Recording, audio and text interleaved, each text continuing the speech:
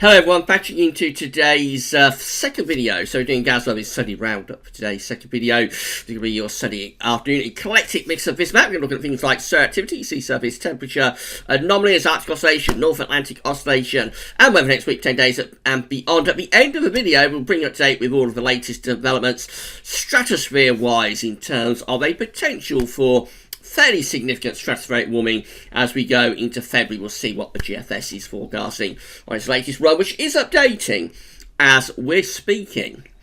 Before I do anything else though, just to say that there's a new poll on the GWV YouTube channel, so you come to the community tab if you want to vote in this. We're just asking, just have a bit of fun really, asking if you would like to see Snowwatch, see the first Snowwatch of the winter tomorrow. I'm still not sure there's enough to warrant doing a Snowwatch out of this really for tomorrow and Tuesday, but there will be a little bit of snow around, primarily over high ground and in the north. But there might be one or two flakes coming down to low levels, but we haven't done a snow watch at all through the course of this winter so far. I think this is the furthest into winter we've ever gone without doing a snow watch, so it will be nice to get one done. But it is up to you whether you want to see it really tomorrow. So at the moment we're at 91% saying yes, they would like to see snow watch tomorrow. 5% are saying no, they would rather not see snow watch tomorrow.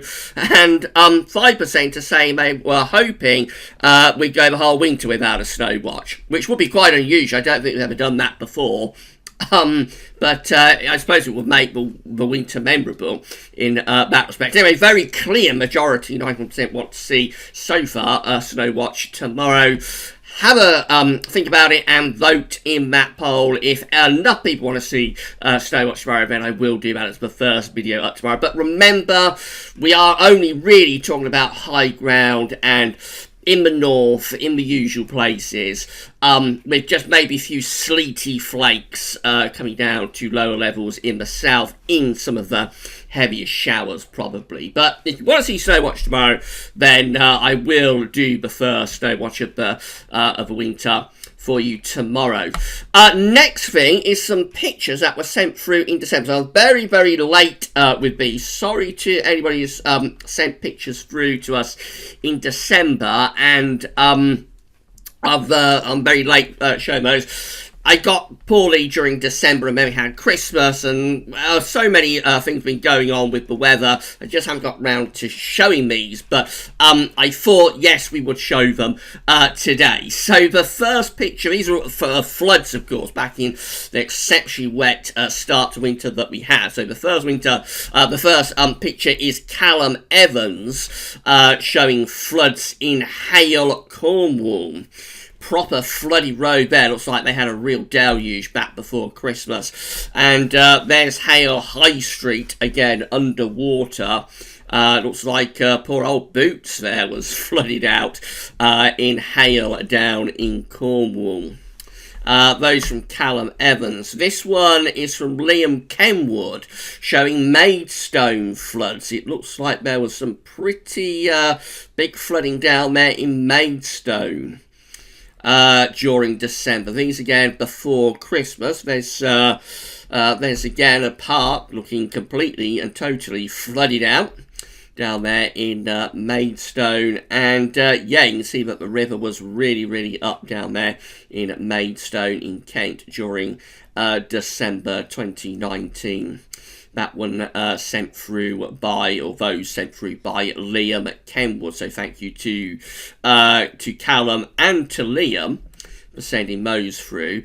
This was shared with us more recently. This is from Marg Morgan, showing Clarence Cloud. Now, I'm not sure where Clarence is, whether that would be Clarence House or whether there's a river Clarence, I'm not sure. But anyway, very bold looking skyline there. A big shower, looks like it was on the way to Clarence a few days ago. That was shared with us on our Facebook page, so thank you to Mark for sharing that. And then this was posted, or these were posted on the comment box back in December by our good friend Richard Trott at Gav's Weathervids. So just to prove that we did have a little bit of snow in December as well. We can't really remember December as a cold month, but there was a bit of snow around, and in the middle of the month, yes, actually, there was some snow over high ground. So this is Roseberry Topping in North Yorkshire, sort of Cleveland area. You can see that wintry morning there, snow-covered and ice-covered road. Here's another one from Richard showing a wintry landscape. This on the 15th of December. 8:28 a.m. Proper old wintry looking landscape there. So there was a bit of snow during December, as well as all of the rain. There's another very wintry looking scene up there in Roseberry Topping. And this is the last one. Again, looks like a proper wintry start to the day with snow and ice-covered roads. So definitely there was a little bit of snow around during December, not on lowland southern England, but up north and especially on higher ground. Yes, there was some snow. We may see some of those sort of scenes over the highest ground in the early part of this coming week. Big thank you to everybody for sending their pictures through. There are various ways you can have your pictures featured within the videos if you want them to be featured. So you can email them to us at gazweathers@gmail.com. You can share them on the comment box at gazweathers.com. Fortunately, you can't post pictures into the comment facility at YouTube, so it's always been something that I think YouTube's lacking. You can't post pictures there, unfortunately, but you can post them on the comment box at Gazweathers.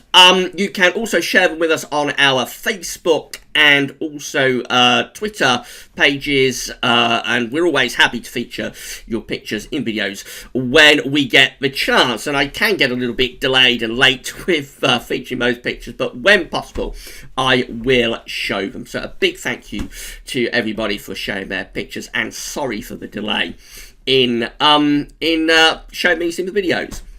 Right, let's go on with Sunday Round-Up. I'm going to start off with Eurasian snow cover.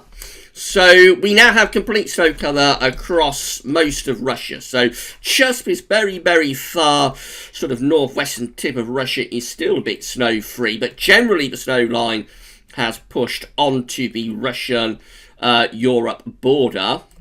Central northern parts of Scandinavia also looking snow-covered, although, again, we still see poor old southern Sweden sticking out without any snow cover, and Denmark too. And generally, it's still a very poor scene across most parts of Europe for snow cover. We have got these white patches.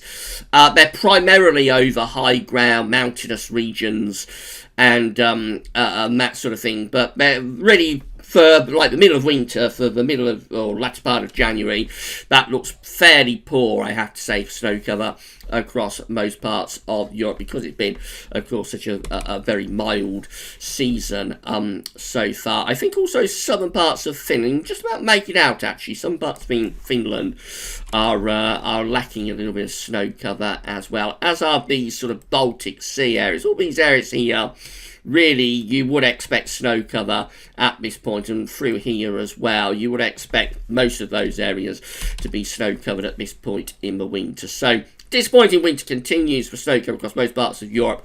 The majority of Russia is covered with snow now.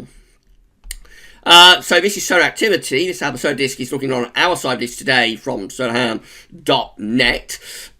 We have got a couple of little sunspots showing up just there. These are from solar cycle 24, these sunspots. So at the moment we're getting sunspots that are sort of overlapping the two solar cycles. Some of the sunspots getting our solar cycle 24 sunspots.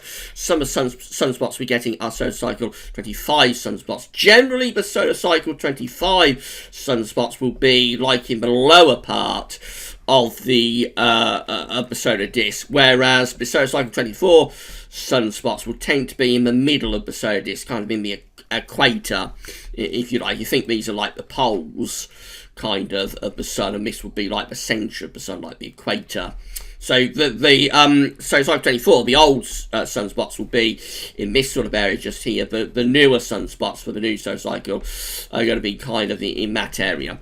So anyway, solar activity is at very low levels, despite those tiny little sunspots that we have carrying on from solar cycle 24. Actually, solar activity is at very low levels, being reported by solarham.net, and is expected to remain at very low levels for the next 3 days.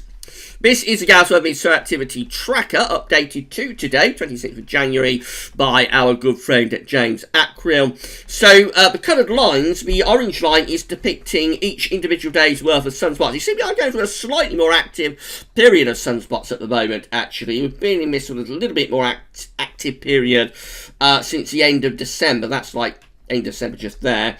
Do you just see these little orange spikes? Some of these, particularly the earlier ones, these ones back here, are sunspots for solar cycle 25, the coming solar cycle. This one is for solar cycle 24. This is a very minimal level of solar activity, despite the fact that we are sort of getting a bit more activity than we had since really going back to the start of last year. So this period just here was our last reasonably active period, although even that was at a low level of activity. But we did have quite a few sunspots day by day going on then. From around May last year, we went through a very, very quiet period. You notice how we're just seeing these orange spikes on occasional days, but most of the days from May last year through to December showed that we didn't have any sunspots. So the days that didn't have sunspots were outnumbering the days that did have sunspots from May to December last year. But in recent days, we have had a few more sunspots since the end of December. As I say, there's an overlap going on at the moment between the sunspots that belong to solar cycle 24 and the sunspots that belong to solar cycle 25. I think we're probably going to see a couple more solar cycle 25 sunspots in the next couple of days. It's telling us we're getting closer now to starting the new solar cycle. I don't think we're yet in solar cycle 25. There is always this overlap between the two solar cycles, but we are getting closer now to beginning solar cycle 25. It may happen within the next few weeks, possibly the next month or two, that we will get an announcement from, I presume it would be from NASA, saying that we are into, or we have begun the new solar cycle. So not too much longer to wait now, I don't think, before we begin solar cycle 25. It will certainly be in this year, I would have thought, and probably through the first half of this year. Remember, we look at sunspots because there is a connection between being at low levels of solar activity and having an increased risk of blocking, although, of course, we haven't seen any northern blocking this winter. But there is this time lag, actually, between sort of solar minimum and having an increased risk of blocking. So it tends to be the first couple of winters of the new solar cycle have a greater chance of blocking, probably due to a time lag from solar minimum happening and the effect on the jet stream and the troposphere. So I would suggest that it'll be the first couple of winters, so cycle 25, that have an increased chance of blocking and being colder winters. But again, that's not a guarantee of a colder winter because there are always the other factors. So, for example, if, and this happened in 97-98, which was one of the first winters of solar cycle 23, and coming off of the solar minimum, and everything really was set up for a cold winter for 97-98. But the one thing that went wrong was the Super Nino. It had a Super El Nino, exceptionally strong El Nino event, and that overrode everything else. And we finished up with a very mild winter, exceptionally mild winter in 97-98. So there are no guarantees with this, but it does load the dice a little bit in favour of a colder winter when you come out of solar minimum and go into the beginning of the new solar cycle. We should be keeping a close eye on the GWV Solar Activity Tracker over the next few weeks, and next week actually we're doing Solar Sunday, so that's going to be quite exciting. We only do 2 or 3 Solar Sundays we're going to do 2 or 3 Solar Sundays through the year, so next week will be our first solar Sunday of this year, and it could well be the last solar cycle, last solar Sunday, I should say, of solar cycle 24. So, solar Sunday on the way next week. These are how the ocean temperatures were looking last week in terms of sea surface temperature anomalies. We've got our three areas of interest. We've got the equatorial Pacific Ocean just here. We've got the northern Pacific Ocean over there. And, of course, we've got the Atlantic Ocean over here. That's how things were looking last week when we did last week's Sunday Roundup. Let's have a look at the latest. So, dealing with the ENSO region, first of all, very little change there. We remain at ENSO neutral. Warmer over on this western part of the equatorial Pacific Ocean, or warmer in the western part of the equatorial Pacific Ocean, a little bit cooler over on the eastern side. But we're at ENSO neutral still, and we will remain at ENSO neutral at least into the spring. Colder than average sea surface temperature anomalies are to the south of the equatorial Pacific Ocean. Not yet strong enough to suggest that we're moving into a La Nina phase by the summer, but we need to keep an eye on that, see whether these cold sea surface temperature anomalies intensify off Peru, off Chile, I should say, and going out into the central southern Pacific Ocean. Further north, things are continuing to cool down in the northeastern part of the Pacific Ocean. So if we go back to last week, that's how things were looking in this area last week, and particularly focusing there around sort of Alaska and the Pacific coast of Canada and North America. If we go back to this week, you can see that in this northeastern corner, things have cooled down a little bit more over the past week. So it's been very warm up there for several years. It did go a little bit cooler there during winter of 2017, 2018, when we had the big from the east, of course. But generally, this area has been pretty warm in the northeastern Pacific Ocean over the past few years. And it is something that has tied in with our generally mild run of winters that we've had, 2017-18, aside, but generally mild run of winters that we've had from around the middle of this decade. But it looks like things are cooling down quite rapidly up here, and generally the northern part of the Pacific Ocean, all of this area is beginning to look a little bit colder than it has done for a while. So we could perhaps this year be starting to move towards a colder Pacific. We shall see. It's early days on that. These changes are relatively new. They've only been going on for a few weeks, but we'll see whether this carries on through to the spring. If we do see this area becoming a lot colder, and if we see this area getting cold as well, then that would perhaps support the idea that we might go into a La Nina through this summer. But it's very early on that. We need to see how this develops and progresses over the next few weeks and months. At the moment, it looks like the Pacific is beginning to cool down. Had a very warm Pacific generally since the Super Nino of 2015-16. I think one of the things that has happened is that, because after the Super Nino 2015-16, we didn't go into a La Nina. So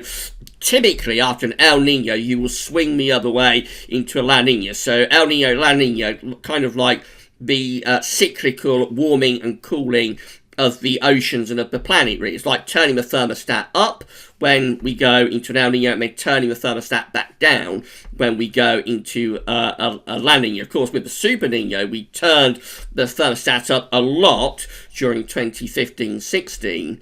But we didn't. I don't think we've really turned it back down again, because we've not really had the La Nina to follow it. So I think one of the things we probably need to start seeing some colder winters in the UK is perhaps a La Nina. Maybe this year will be the year that starts to shift in that direction. But we see it's very, very early days with this. But definitely over the past week, and this has been a trend for a few weeks now, things are cooling in this northeastern part of the Pacific Ocean. Over in the Atlantic, very much as you were, we still have this cold average area sea surface temperature anomalies. Just here, it's quite warm down in the southern part of the tropical Atlantic Ocean. Just very little change in the Atlantic over what we had last week and what we've had through this winter. And these sea surface temperature anomalies for the Atlantic are very suggestive of a positive NAO. So the mild positive NAO winter we've had is not a surprise given what we've seen with the sea surface temperature anomalies in the Atlantic Ocean this year.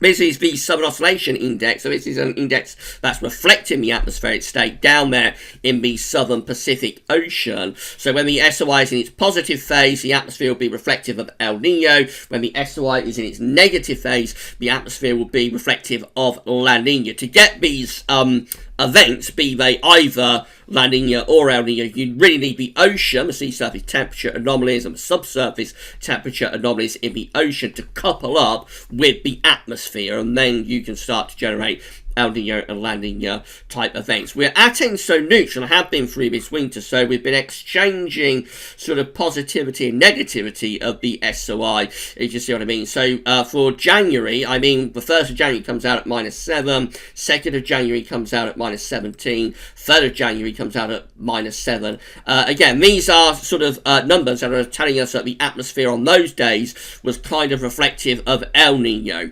But as we go to the 4th and the 5th, 6th of January, we have positive numbers, +11, +18, +18. Those numbers are reflective of a La Nina type atmospheric state, measuring again the air pressures between Darwin and Tahiti in the Southern Ocean. Coming up to more recent days, so the middle of January, we went through kind of like an El Nino type setup. 14th, 15th, 16th, 17th has negative numbers just there. But coming up to more recent days, we can see that, again, been exchanging negative and positive numbers. So we have 21st of January on -3, 22nd of January on -6, but the 24th of January goes to +10, and the 25th of January goes to +4. The latest number is for the 26th of January, that's at -1.50. Overall, the red line, which shows the 30-day Southern Oscillation Index average, that is creeping upwards. It's actually moving upwards quite quickly. So back at the end of December, the 30-day average was down here around -8, -9, actually quite reflective of an El Nino. But now we're virtually back to neutral, virtually reaching this zero line just here. So definitely the SOI is coming up. Could that start to move into a positive phase? Could the atmosphere therefore start to reflect a La Nina setup? If it did, with the Pacific cooling down, then that could possibly start suggest again that we're starting to move towards a La Nina by this summer. So all eyes will be on the ENSO region and the SOI through the next few weeks, I suppose. We'll be doing the first ENSO update for January, by the way, and for the year on Friday. So we'll go a little bit more in depth into all of this with the first ENSO update for the year on Friday. This is the Arctic Oscillation Observed and Forecast chart. So the black line shows where we've been with the Arctic Oscillation, red lines at the end, where the GFS ensembles are forecasting the Arctic Oscillation to go. Remember, it's just an index that's reflecting the atmospheric state, same as with the SOI, just tells us what the atmosphere is doing. So when the Arctic Oscillation is positive, you've got low pressure over pole, you'll keep cold air bottled up in the pole, and you'll strengthen the zone of westerlies. When the Arctic Oscillation is negative, you will get blocking appearing over parts of the North Pole anyway, and push cold air out of pole into mid-latitude. Through this winter, the AO has been in a very positive phase, especially through the first half of January when it's exceptionally positive. That's where we are right now. We are still positive, not as positive as we was back in the first half of January, but we're still positive with the AO, and the coming day is going to see the AO going towards neutral, which is somewhere we haven't been since back in December. Not for long though, and then the AO is going back up into positive territory again as we go into the early part of February. There's no sign of a consistent sort of shift into a negative AO, so there's no sign of consistent northern blocking at this stage, and we're likely to keep quite an intense polar vortex at least into the early part of February, I would have thought. NEO is very similar, North Atlantic Oscillation. Black line shows where I've been with the NEO. Red lines at the end where GFS ensembles forecasting the NEO to go. This is an index that's reflecting the atmospheric state in the North Atlantic this time, as opposed to the Arctic. So at the moment, we are weekly positive with the NEO. We're actually going to go a little bit negative with the NEO towards the very end of January, and then back up to neutral to weekly positive again through the early part of February. Nothing overly dramatic happening with either indexes at the moment, telling us that at least into the early part of February, we're likely to see a continuation broadly of the pattern that we've had so far this winter. GFS upper air temperature and precipitation ensembles. The next couple of weeks look like this. We're looking at London today. The red line is 30-year upper air temperature average for London. So you're a little bit mild on average at the moment. Going to have a bit of a cold snap coming up in the next couple of days, Monday through to Wednesday. That's why I'm thinking I might do a snow watch tomorrow. But again, any snow restricted primarily to high ground. At the end of the coming week and into next weekend, turns very mild. Upper air temperatures really lift up for the beginning of February. That'll be a very mild start to February. And then through the first week of February, we see quite a lot of scatter. Most of the ensemble members keep it mild. We have got a few cold outliers starting to turn up now, though. Notably this one just here, but it's a very much cold outlier. But there's a few of them now that's going a little bit colder, particularly as we move into the second week of February. We'll have a look at those GFS ensembles tonight, and we'll go through them and see how those colder outlier members are being generated through the second week of February. But overall, the GFS ensembles still keep things quite mild into the second week of the month. Precipitation-wise, I've got rain coming up over the next few days. There's a band of rain moving across the country today, actually, and there'll be more rain to come in the coming days. Showers, longer spells of rain, and possibly some winteriness over high ground too. Then a drier phase through the middle part of the week, more unsettled by next weekend, and then on into the following week. But not desperately wet, so it does look as though the second half of this winter is proving to be somewhat drier than the first half of the winter, which is something that we said within the winter forecast, of course. Temperature anomalies from the 26th of January to the 3rd of February, a little bit milder than average, very mild for most parts of Europe, again, you'll notice. Precipitation anomalies from the 22nd of January to 3rd of February. England and Wales actually come out a little bit drier on average. Western parts of Scotland, Northern Ireland, North West England, a bit wetter than average. Eastern Scotland drier on average. So a lot of regional variation with precipitation in the next few days. This is the midnight run of the GFS for Wednesday. Quite a cold, showery westerly wind on Wednesday. Been a bit drier late Wednesday into Thursday. Could be overnight frost by Friday into next weekend. Low pressure coming back in off the Atlantic. Winds are going into the southwest. It does get very mild next weekend. Look how far southwest those isobars are going, virtually off the chart. So that's bringing up the air from the middle of the Atlantic Ocean. It will turn very mild next weekend. That lasting up to Monday the 3rd of February.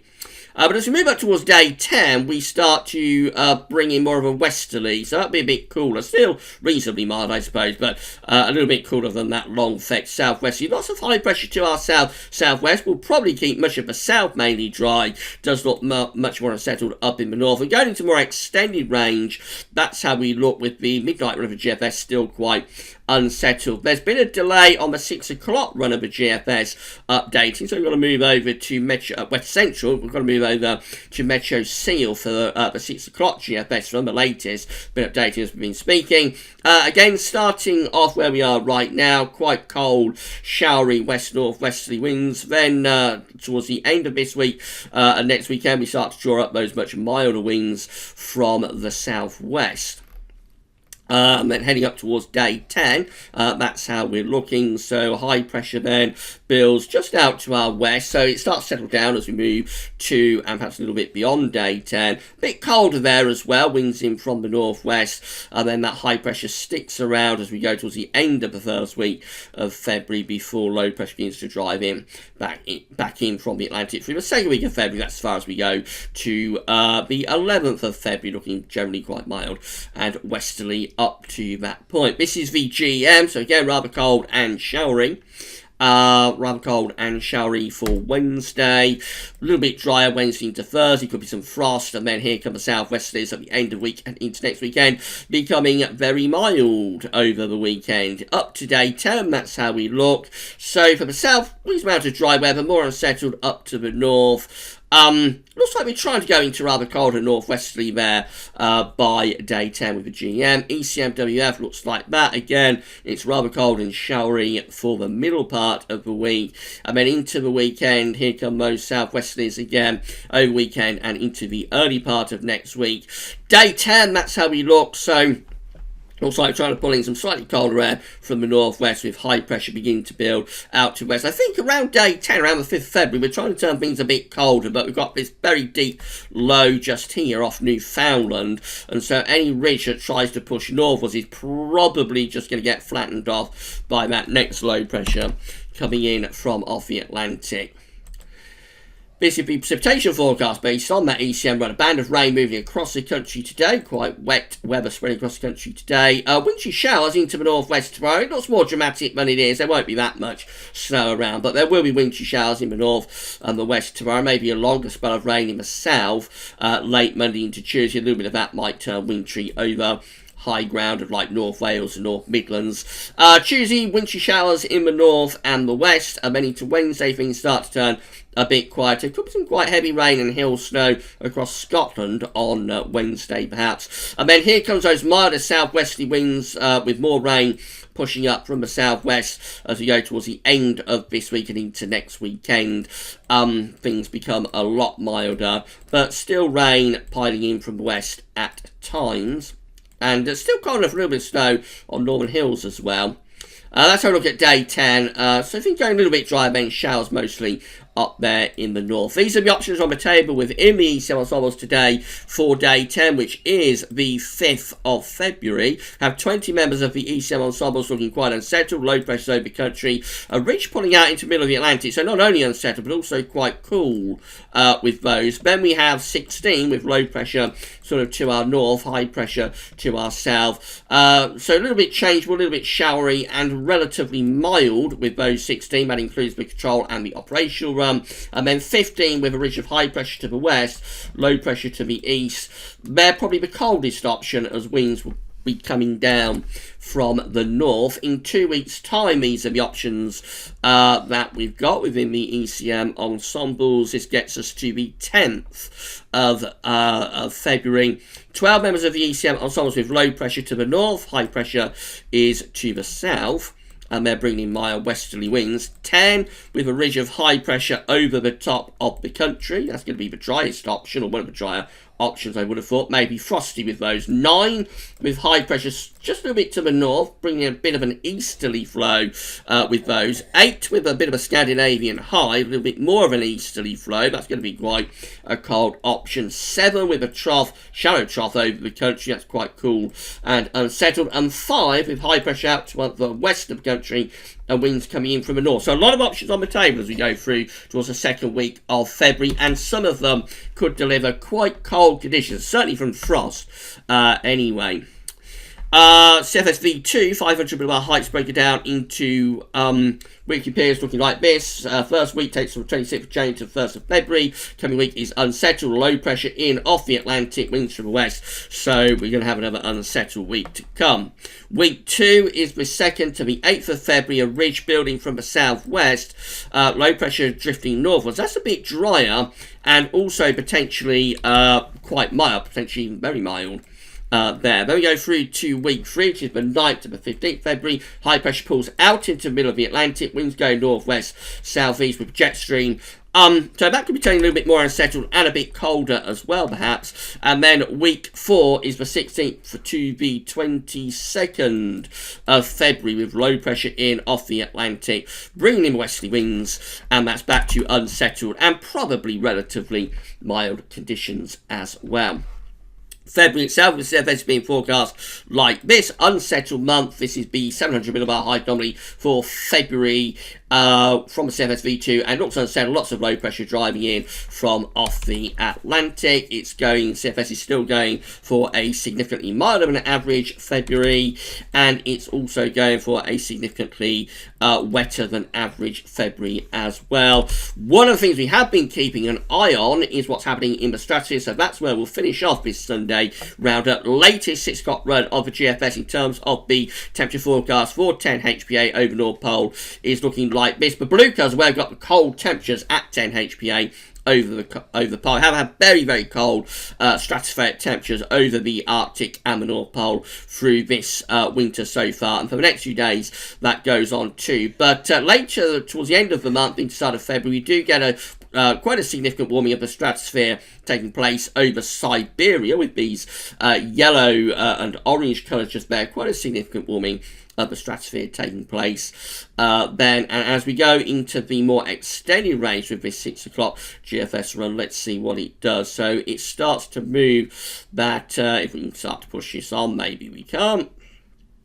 So it's, there we go, starts to move those warmer temperatures into like Canada and Greenland. So a bit of a displacement of the polar vortex is taking place. See how these blue colours being pushed out into kind of like Northern Europe and the Atlantic region. So that's a bit of a displacement of the polar vortex at its roots in the stratosphere, as these yellow and green colours push into Greenland and the Arctic itself. And then a secondary warming beginning to take place right at the end of 6 o'clock GFS run, just there again over sort of Siberia. Got a bit of secondary warming beginning to take place, and almost you'll notice how these blue colours just here, almost a split is occurring of the polar vortex at its roots. That's, if we go any further, I expect we would see a genuine split of the polar vortex at its roots. So things still looking quite interesting in terms of the stratosphere at the moment. We're still not quite reaching genuine sun and stratospheric warming levels, but certainly a displacement event looks like it could be on the way, and maybe a split of the polar vortex as well at its roots in the stratosphere. Last thing I'll show you is this from weatheriscool.com. This is showing the zonal winds. Again, I can't talk you through all of these coloured lines because we've been talking too much in this video so far. The main one you want to notice is where we are right now. So the zonal winds are decelerating from a very strong level. GFS ensembles are forecasting the zonal winds to continue to decelerate over the next couple of weeks. That's happening without any sort of warming of the stratosphere at the moment, really. The coloured lines, though, they're the most interesting on this. So we've got 3 pink and 1 blue. This is February just here, and all 4 members of the CFS suite here are now going for a reversal of zonal winds, which would typically happen after a sun and stratospheric one. They are now going for a reversal of zonal winds through February. That one's going for a significant reversal. This blue one is too. This pink one takes a little bit longer to do it, but that one also is going for a reversal of zonal winds. And then there's another pink line up here that also around middle of February is going for a reversal of zonal winds. So all 4 of the CFS-B2 members are forecasting the zonal winds to go into reverse during February. That wouldn't normally be associated with a sudden stratospheric warming, and you would normally get a reversal of zonal winds from that. If we do get a sudden stratospheric warming and the zonal winds go into reverse, it's not a guarantee that we're going to get northern blocking and cold, where we have to see what the tropospheric response is, where the high pressure sets up within the northern latitudes. But things now starting to look really quite interesting in terms of the stratosphere. I'm sure this will be the focus of the videos, or one of the focus of videos going forwards in the week ahead. We shall see how this develops and progresses. Right, and that's it for the Sunday Roundup. Don't forget to check out those spring analogues. That video will be placed on the spring updates page with a written summary this evening. We've got a little update coming up later this afternoon around 3-4 o'clock for the summer. So that's just a bit of fun, but we will get the summer page going at GWV.com this afternoon, and also Ensembles Watch tonight. So a very, very busy day. Hope you're enjoying all of the updates. That's all for now, and thanks for watching.